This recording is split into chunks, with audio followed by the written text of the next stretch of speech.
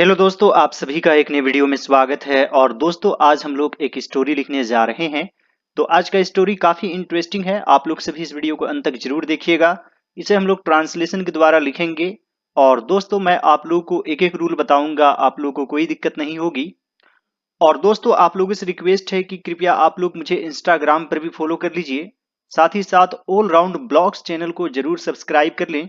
वहां पर मैं आपसे बातें करता हूं और महत्वपूर्ण जानकारी भी देता हूं। दोस्तों, आज का पहला सेंटेंस है, एक दिन एक गधा एक भेड़िया को आते हुए देखा। तो दोस्तों, सबसे पहले यह किस टेंस में है? Simple past tense.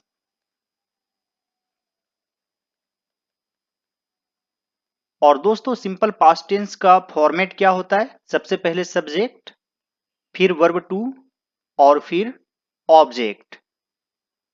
Verb to यानी कि past form of the verb. और दोस्तों, सबसे पहले देखना है कि इस सेंटेंस में कितने वर्ब्स हैं। एक है देखना, एक है आना। तो दोस्तों, यहां पर है आते हुए। तो आते हुए इसे आप आईएनजी फॉर्म में लिख सकते हैं। खाते हुए, ईटिंग।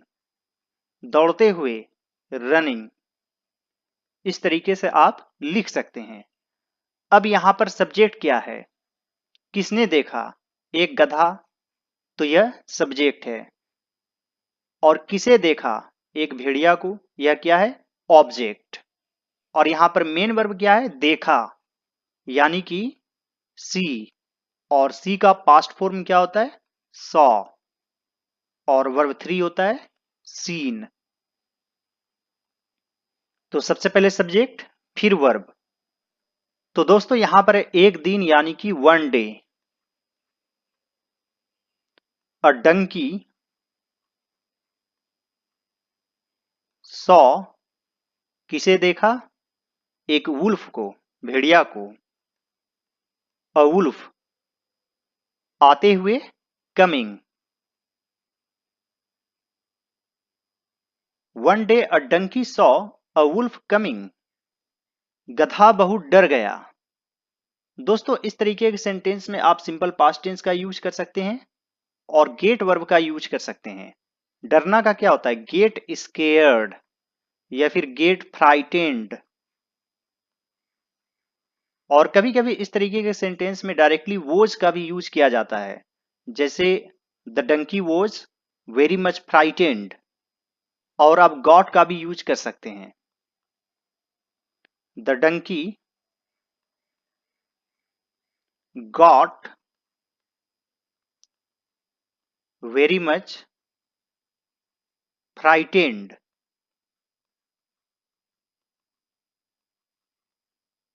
आप चाहें तो यहां पर वोज का भी यूज कर सकते हैं। The donkey was very much frightened. The donkey got scared का भी आप यूज कर सकते हैं, यानी कि गधा बहुत डर गया। लेकिन वह एक चालाक गधा था। But he was a clever donkey. But he was a clever Dunki.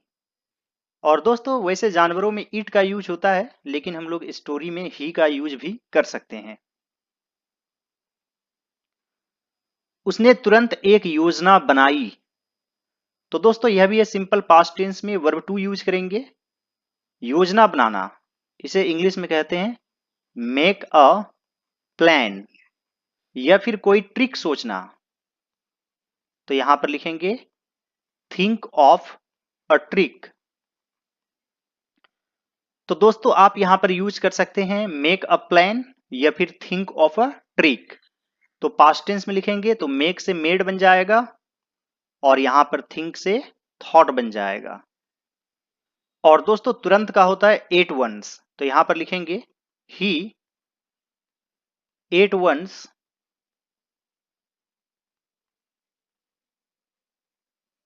Thought of a trick. या फिर made a plan. He at once thought of a trick. आप चाहें तो एट वंस को शुरू में भी रख सकते हैं।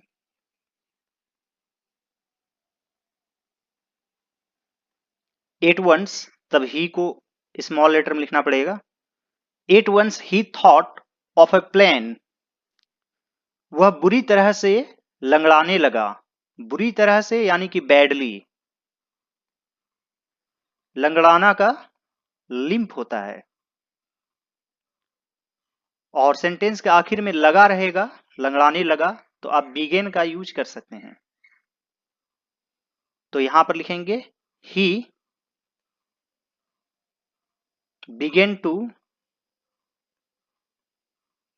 Limp badly. He began to limp badly. भेड़िया नजदीक आया और कहा, तुम लंगड़े दिखाई देते हो, तुम इतना क्यों लंगड़ाते हो मेरे भाई। तो यहां पर लिखेंगे द वुल्फ केम। कम से केम बन जाएगा वर्ब टू। केम अप का भी आप यूज कर सकते हैं, यानी कि आगे आना। आप नियर का भी यूज कर सकते हैं। और कहा, एंड सेड, तुम लंगड़े दिखाई देते हो। यू दिखाई देना, मालूम पड़ना, आप सीम का यूज कर सकते हैं। यू सीम या फिर एपियर टू बी, और लंगड़ा यानी कि लेम। एपियर टू बी लेम यानी कि लंगड़ा होना दिखाई देते हो। एक तरह से यहां बी का मतलब हुआ होना, रहना। यू सीम टू बी लेम, तुम इतना क्यों लंगड़ाते हो। तो यह किस टेंस में है, सिंपल प्रेजेंट टेंस में। सबसे पहले क्वेश्चन वर्ड लिखेंगे why. Why do you limp so. So का मतलब हो गया इतना। आप चाहें तो मच का भी यूज कर सकते हैं। Y do you limp so much my brother.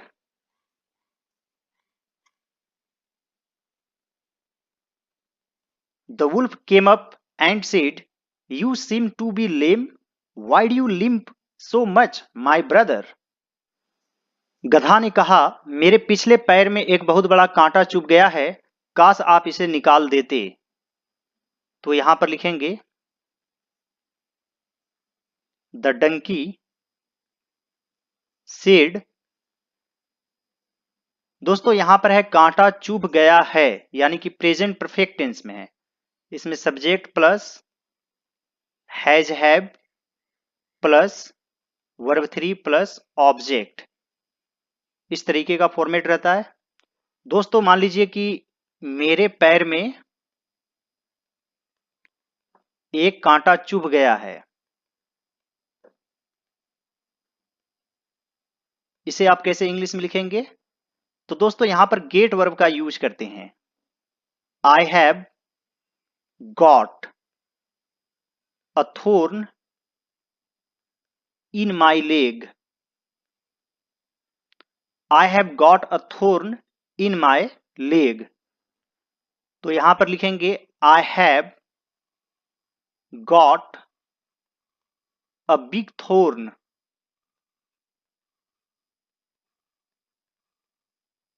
मेरे पिछले पैर में, इन माई हिंड लेग, जानवरों के पिछले पैर को हिंड कहा जाता है। काश आप इसे निकाल देते। काश के लिए आई विश यूज करते हैं। I wish you would pull it out. Pull out का मतलब होता है खींच कर निकालना, और जब विश यूज करेंगे तो यहां पर वुड यूज करेंगे। I wish you would pull it out. The donkey said, I have got a big thorn in my hind leg, I wish you would pull it out. भेड़िया ने सोचा, the wolf thought, मैं अब इसके पैर को आराम से अपने दांतों में दबा पाऊंगा। दबा पाऊंगा, यहां पर आप बी एबल टू का यूज कर सकते हैं। जैसे मैं जा पाऊंगा, I will be able to go, I will be able to go.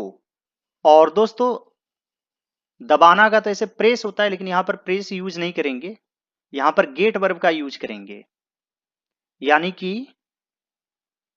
Gate his leg between my teeth, यानी कि दांतों में दबाना एक तरह से। Get his leg between my teeth. Now पहले अब का लिखेंगे, I will be able to get his leg in my mouth भी आप लिख सकते हैं, या फिर बिटवीन माई टीथ, आराम से, comfortably.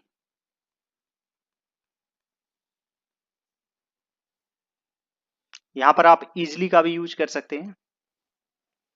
The wolf thought, now I will be able to get his leg between my teeth comfortably. लेकिन वह जैसे ही नजदीक आया, गधा ने जोर से उसके मुंह में पैर मारा। पैर से मारना को इंग्लिश में किक कहते हैं। और यहां पर है जैसे ही। जैसे ही के लिए आप एज का यूज कर सकते हैं, एज या फिर एज सुन एज, यानी ज्यों ही या जैसे ही। तो यहां पर लिखेंगे एज ही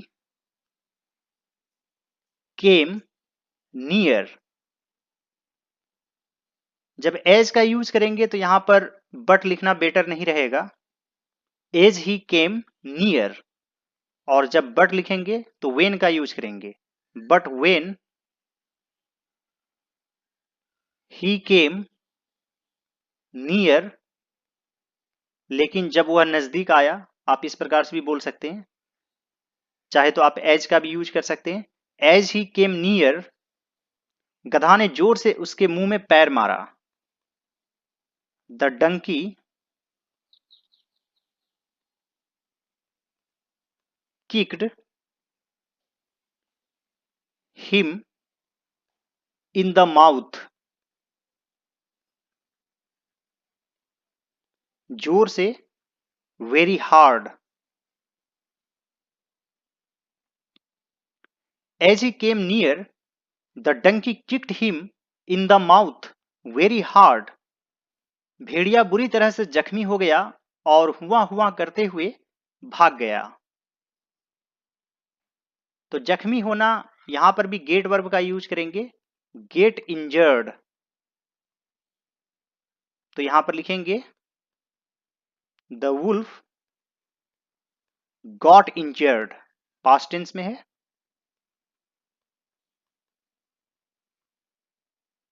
बुरी तरह से, बैडली। और भाग गया, एंड रेन अवे, हुआ हुआ करते हुए। तो वुल्फ के आवाज को कहते हैं हॉलिंग, आईएनजी फॉर्म में यहां पर लिख देंगे howling. The wolf got injured badly and ran away howling. I hope friends कि आज का वीडियो आप लोगों को अच्छा लगा होगा। यदि यह वीडियो आप लोगों को अच्छा लगे तो इस वीडियो को लाइक कर दीजिएगा, और मेरे जितने भी वीडियोज हैं सभी वीडियोज को जरूर देखिए। आपको बहुत सारे इंपॉर्टेंट प्लेलिस्ट नजर आ रहे होंगे, किसी एक पर क्लिक कीजिए और सभी वीडियोज को जरूर देखिए। जितने भी ओल्ड वीडियोज हैं सभी वीडियोज को देखिए, मैंने और भी विस्तार पूर्वक आप लोगों को बताया है। और दोस्तों, आप लोग मुझे इंस्टाग्राम पर फॉलो करना ना भूलें, मेरा यूजर आईडी है ऑल राउंड नॉलेज। साथ ही दोस्तों, आप लोग सभी ऑल राउंड ब्लॉग्स चैनल को भी जरूर सब्सक्राइब कर लीजिए। यदि आप मुझे पसंद करते हैं, मुझे चाहते हैं, मेरे वीडियोज को देखते हैं, कुछ सीखते हैं, तो आप लोग जरूर मेरे ब्लॉगिंग चैनल को भी सब्सक्राइब कर लें। वहां पर भी मैं आप लोगों से बहुत सारी बातें करता हूं और बहुत कुछ सीखने को मिलेगा। All right friends, thanks for watching, have a great day.